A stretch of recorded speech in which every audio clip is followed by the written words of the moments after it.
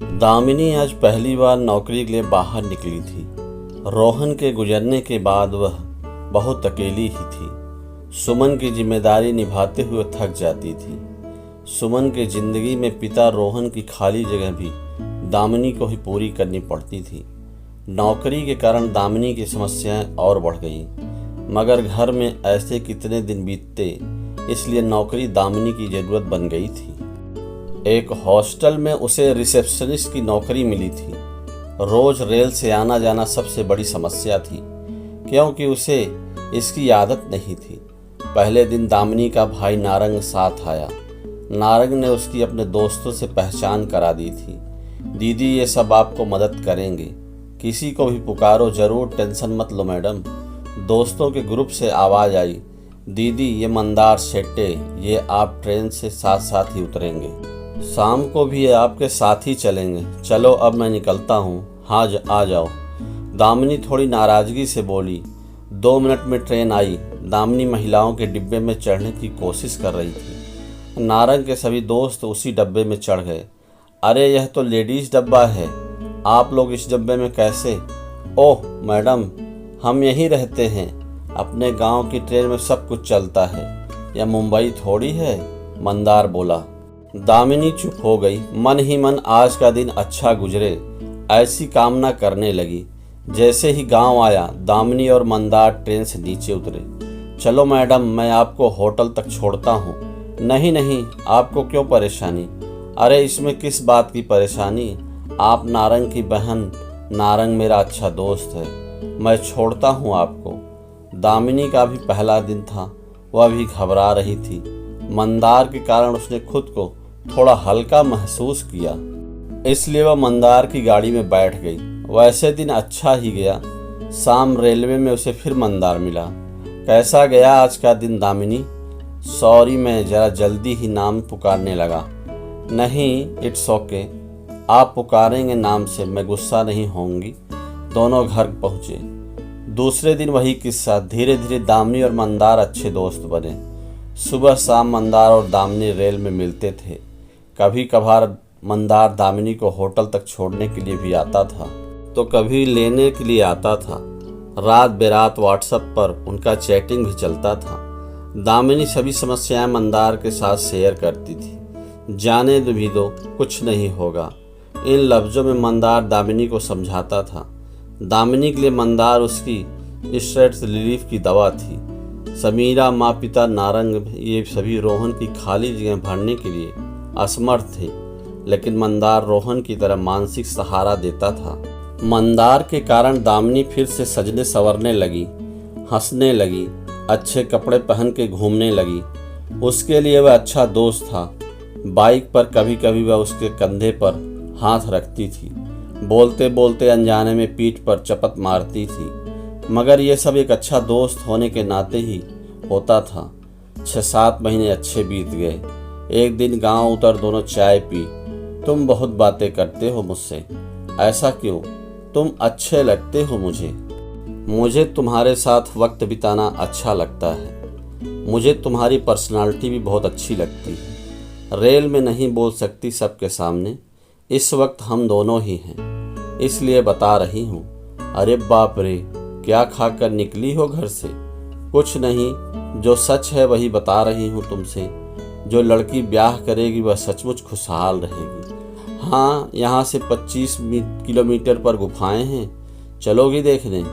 पागल हो क्या? मैंने घर पर नहीं बताया। किसी कारण विलंब हुआ तो मामा बाबू चिंता करेंगे। नहीं, विलंब नहीं होगा। ट्रेन से तुम रात 9 बजे तक घर पहुँच जाएगी। माँ बाबू जी क्या कहेंगे? तुम मेरे साथ गुफा देखने जा रही हो, यह मत बताना उनको। एक दिन झूठ बोलोगी तो क्या फर्क पड़ेगा? पिछले 6 महीने से मैंने कुछ मांगा तुमसे? थोड़ा घूम के आएंगे, तुम्हें चैन मिलेगा। तुम्हारे लिए कह रहा हूँ, मैं तो हजारों बार गया हूँ वहाँ। नहीं, मैं काम पर जाती हूँ। हाँ जाओ। अभी कह रही थी कि तुम्हारे साथ वक्त बिताना अच्छा लगता है, जब वक्त आया तो घबरा रही हो। अरे मुझे अच्छा लगता है तो क्या मैं तुम्हारे साथ पूरे गांव में कहीं भी घूमूं क्या? ठीक है, यहाँ मेरा और नारंग का एक दोस्त रहता है, शाम को उसके बच्चे को देखने तो चलोगी ना? ट्रेन जाएगी फिर मैं छोड़ दूंगा तुम्हें तुम्हारे घर पे। मेरी माँ, इस बारे में पहले ही सोचा है मैंने। ठीक है, हो के आएंगे। दामिनी ने मंदार नाराज न हो इसलिए हामी भर दी। 1 घंटा जल्दी निकालना ताकि तुम्हें घर पहुंचने में देर न हो। हाँ बाबा, कोशिश करूंगी। शाम को दामिनी हमेशा की तरह 4 बजे होटल के बाहर आकर खड़ी हो गई। मंदार उसका ही इंतजार कर रहा था।